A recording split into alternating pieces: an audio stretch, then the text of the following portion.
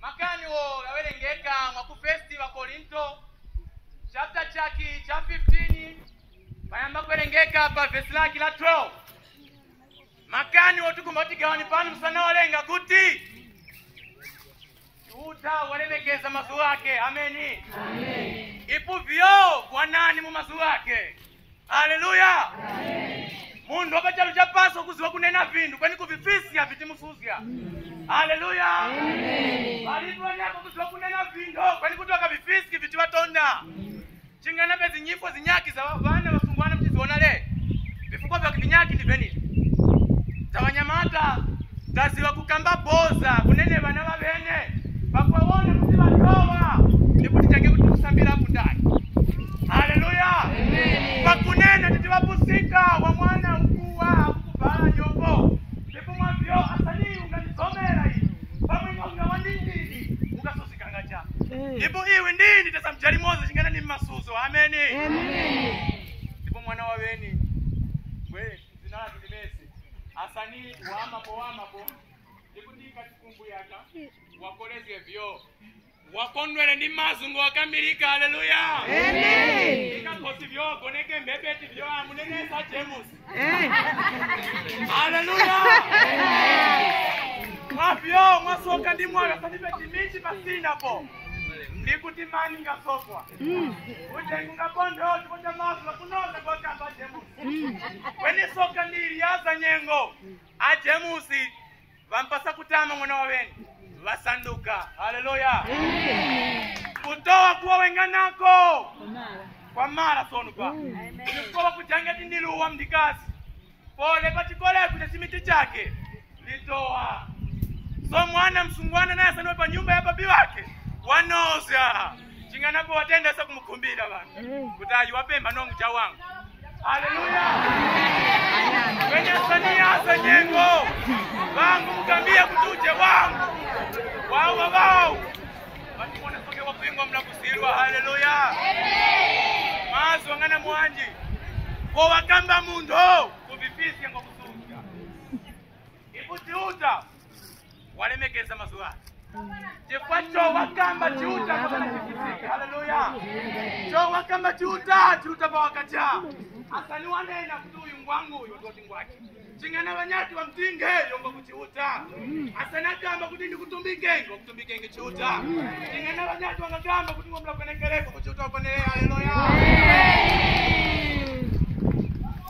Chiuta walemekeza mazuwake. Haleluya. Chiuta walemekeza mazuwake. Bakambie no neba mtingale mekeza mazugini. Bakumeno neba mtingale mekeza mazugini. Bantu wanyaki batira kulemekeza mazuwa. Wanena vita ni banga mpako ni kupanga fisi batondeka. Haleluya. Mwavyo mwike masuzu wanu wanyaki maubali waparanyika. Jefwa munena iwe mbali wangu masuzu munenesa tamjali moza. Kweni kuti asani mundu kumana nisuzu kweni ukonje zulosi ya tu hapa. Haleluya. Makuleka wantu mizungulira na zizima. Kocha kuleka kufisike mazungu wanena mwana. Amen. Amen. Numba ukambani. Makani watawelenga buku la 1 Corinthians. Verse la kila kutanga chapter 15 verse la 12. Lotawelenga panembeka makani na kunena kuti asaniti taula. Kristu wataulika kunena kutokuyusika kwa kufwa. Munda kuwepo watanyaki wakamba kunichiuka kulivu. Bananda ndu asana tusanyake baje hapa lekani ndi wadani. Amen. Ndi wadani ndu awatu wakokechi. Haleluya. Amen. Tabandu tukuma kulimbana ndi chiuta tikuma kususiana ni mazugati. Haleluya. Iluwa kuti nyefu kwina na ndiyo chiuta asani mungamdai woni sana wale yeye hapa ni nyefu ai. Haleluya. Amen. Nyefu kwikamba ndi chiuta tupoje kwa kukuya kwa hapa bibi tuacha ndi Eva ndipo pangutulia nyifwa kunena kuti mukafwanga eso kaka leli ina sali mungu wako na utundula na hamwa baya mwenyewe yaka tota kuita siri ya msocha kwa hivyo tutawatita ndio tamla kwenekea utondeka kwa sababu lukamba tumatipusikia. Haleluya. Hapa hivi taona ni kusinyaki wacha ndomana tupaka kwenekea mnyengo itani kwani nyinyi mtanipo maliba akimtamba kukuma ati ni mwakombo kumi nyengo yosi mweka pale Elipo balini wasuzikanga. Amen. Amen. Masuka kuchuta chonda mzee. Haleluya. Vandu wanyaki walipo susana ni maso kuchuta kunena kuti chiuka kulive. So ndikuti Yesu Kristo nayo kuyisika cha. Ndikuti so chifwanu chinu chomwe nati chavaka kanena vyoma kane ndilicha. Haleluya. Chikombuza wa Yesu pachanja pasi kumfuyani. Ndikuti watu mrukulu zinu zomwe nati. Ubali wangu kupasuka pakati pa kwimi ndichuta weliyepo. Amen. Amen. Wewe mukana ndikuti chiuka kulive. Mukana soko kujepa kumfuyani wakuto mrukulu zinu. Kuti mwechali mkolopo. Valipo wananyaka kuti chinganonga achitia vamamba pakuiva tivilondelecha. Haleluya. Adamu susika eni sabatu imukwarengeko namu sabatu chabweka cho. Adazana magona ninja eni sababize zimkalisima namu indilia sababize zichani madibujiza. Adamu kona pase eni mbasa inamu itakumalako. Mundu walipama. Haleluya. Yo walindiza. Mazu nga mundu kutingo nga gomezi watayanye. Kipa mundu wapacha chapasi weni maringa. Mundu wakupapika. Mamzima iwe ni masuanga ngakwelengeleka. Nimsana wale ngama. Tukomba unena koti munikuti. Wengabu Bwana. Yo wengandi banchitu wake. Wangu wane banchitu. Ndipo muzuwala mwengalo. Wangu watuma banchitu wake aba kutilutani kumsumba wo. Mukafiski makani. Wona kutuma. Kweni mwavionti kuna niyani. Tukupasani malangizo gavi. Muchisoka langizo la kwamba ndakuti konda kutumaniko ini na Bwana wenu. Ndasimikiza kuti kumaluonga kofya kwa vindu vihene. Haleluya. Sonu mwa vyomte negele kuti muchipingi imwicha vita. Alinga kutesani mwakumana di vindu vihene mkalitete. Amen. Langizo la chivi ndakuti musoke panu muchiluta. Musoka mwe umamba. Muchiweso mukawe mwe umamba. Amen.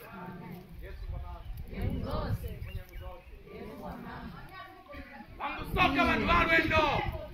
Ipu wachiamba lwendo lao. Wangupanga kepongo kambia bwane wao. Kuti muchisoka pingani vidya wangupinga. Ipu wachiamba lwendo wanguchumba malu ganyaki wakofya.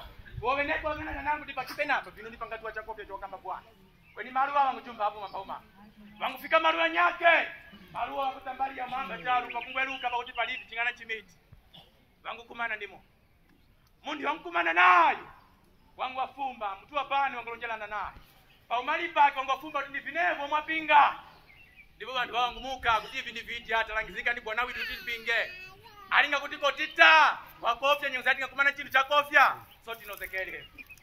Mundi wangu akambia kuti inya onani kwa mwatuwa. Ndiko enga malu ngakofya ngauti chintu heni mwatingi mkumana ngina. Okumutaso ngakungweluka ngakumana ndi chosi heni cha. Ini na jamuzi weni unyengwitai. Ndipo ntiuzi wa umamba. Mwakubandu wayi wangu tumika imozo ngukuya makani ngamundi wanu kutanadi chindizi diska. Ndipo ndichitai. Haleluya. Amen. Ndololo suma. Yumoza yuwa mkakamia wangutini ningatayacha. Chifoja kuti Bwana wangu andituma. Wandinene so wandilangiza. Pachecho cho chingachitika sandaleka kuya Bwana wangu nilivimwayi kwa kweli. Mwavyowe ndulungulutilia wangutipika pano malu watumika. Mwasoka mwamwayi watiwe. Kapa malo mwakuleta kundazikwa. Wangona fuku likulu. Kolonga kutibwa chintu chituwa kundazikwa chituza kwa kuiwo. Amen. Amen. Ndipo wachilelesa umamba. Wachifumbana yumoza ndi munyaki. Wachilelesa mzindikila kutia jua kuwa nchinyaki chakwe ni hala. Haleluya. Kono tijika yuo. Makutiwa nyaki ya wangutaya vijabra. Wangona ngeuti vitiwa zitisia. Uyu mnyaki wangusunga. Wenga na kuchiteteza. Ndipo mkamba uti nkalamu yetiyo pachani mala ningina. Amen. Amen. Ndipo nadi wa mutaya vidya ngani magazona ngota sona ngachita nguri chipopa lipi chingana ndi mwaya hapa. Chingana chimicho chikakwera amu palipi. Ndipo ndiste nguri. Chakuchita ndi chiminga fikipa malo kanda sikia vidya yangu. Kuli nani chitetezi. Amen. Amen. Bashinyamuka pa shamba kalwendu. Step zimana viwaka ngalamu ya nguza ndi kuzinyumbu wakajanja lao. Amen. Makani ngaticho. Wasoka waluta kwa Bwana wao wachifika. Sono Bwana wasizwe. Munyaki wawe uka. Munyaki wasanika kuti wawenishile. Sono kwa jau ndipo wafumbengi malonje ndipo na wafuto kozengemo waende. Ndipo Bwana utengipatalicha wangu chini ngukupasani marangizo. Iungusunga marangizo zanga lutilia ni chitu yako. Iwaleka kuvia luta ukajendi bantu akusuzika walemavu. Ukalutili ukajeomo ya kusuzika kweniko kwa kwini ulipisogao. Gana mwanji makani. Bwana yawataulika panu ni chiuta. Ameni. Amen. Wanjito wakandika hapa ni mwindini tanda ujamcha chapasi. Haleluya. Ipulu endilo wangu tumika utiwaluti. Ndi umo yuwinu kutoka unamana ufikalino na msana wale. Haleluya. Nipo mundu ya kumana na ipandoa. Ndiyo satana mjerekeze. Ameni. Nipo achikamba kutilutani mwe umamba. Muka we kuswa mwe umamba kwa mla chilema. Iwa wangu weje njalimoza walipi. Chingana mwa kutimu mchiwale kwa uchuta mwe ambla mpulupulu. Haleluya. Hello. Chuta watu mwanjani. Ngangana mwanji makani.